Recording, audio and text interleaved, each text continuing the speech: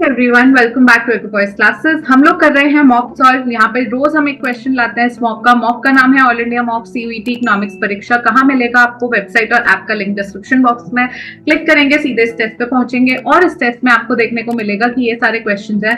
The test has been created as per actual paper of CUET and अगर आपने इसमें बहुत अच्छा स्कोर कर लिया, अभी भी टाइम है, जाके अटेम्प्ट करिए, अच्छा स्कोर करिए। और अगर कर लिया so you should be very confident कि आपका वो 100% आइल आपसे कोई नहीं ले सकता।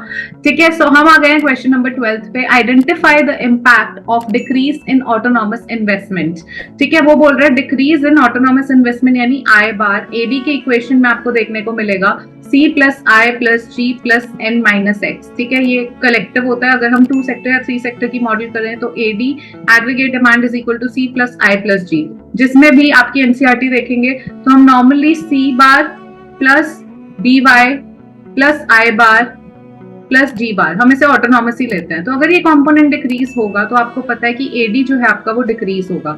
लेकिन क्योंकि ये कंपोनेंट ऑटोनॉमस स्पेंडिंग का पार्ट है, इसीलिए जब ये डिक्रीज होगा तो पैरेलल शिफ्ट आएगा, क्योंकि स्लोप में कोई चेंज नहीं हो रहा।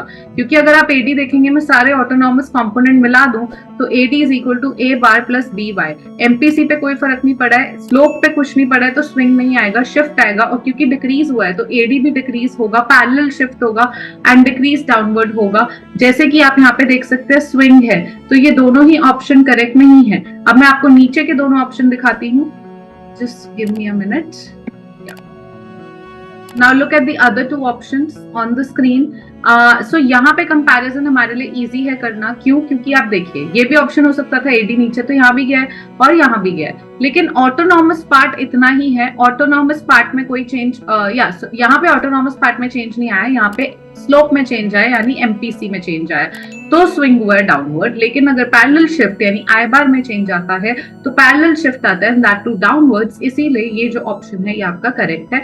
सो ग्राफिकल क्वेश्चंस बहुत आ जाते हैं, पिक्चर बेस्ड क्वेश्चन बहुत आ जाते हैं एडी चैप्टर से। तो आपको ये ग्राफ्स के बारे में क्लियर होना जरूरी है कि स्लोप चेंज होने पे कैसे इंपैक्ट होता है, स्विंग आता है upward and downward, and slope क्या होता है एडी का, स्लोप क्या होता है कंजम्पशन फंक्शन का, and at the same time parallel shift कब आता है, अपवर्ड कब आता है, डाउनवर्ड कब आता है। ठीक है, सो यहाँ पर करेक्ट आंसर ये ग्राफ है। And with this I will see you tomorrow with another set of question. Video अच्छी लगी है, चैनल को सब्सक्राइब करके जरूर जाइएगा। All the best, happy learning, keep preparing.